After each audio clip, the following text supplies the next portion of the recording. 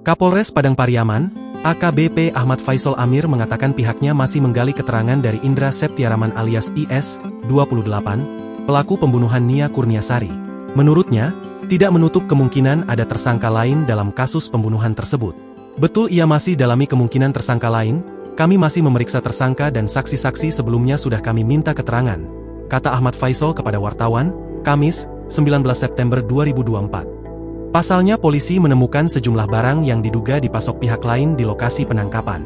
Nantinya akan diketahui apakah tersangka dibantu keluarga atau orang lain selama bersembunyi di tempat pelariannya. Pengakuan tersangka sejauh ini masih berubah-ubah, namun kami akan terus mendalami kasus ini, kata Faisal. Rencananya kami lengkapi dulu sekaligus pemeriksaan secara cepat. Imbuhnya, diketahui pelarian tersangka berakhir tepat 11 hari seusai identitas pelaku diketahui. IS ditangkap saat bersembunyi di atap rumah kosong milik warga. Sesaat setelah ditangkap, IS langsung digelandang ke Mapolres Padang Pariaman.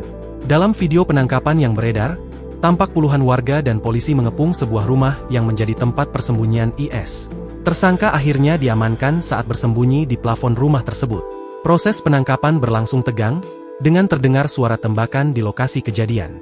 Tepat tadi jam 3 sore, kami berhasil mengamankan dan menangkap tersangka yang sampai saat ini dicari, dan benar sesuai dengan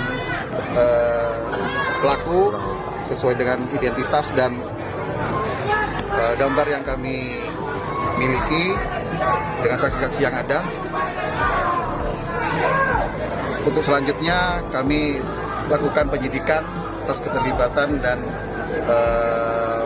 pasal yang akan kami terapkan nanti. Download Tribun X sekarang, menghadirkan lokal menjadi Indonesia.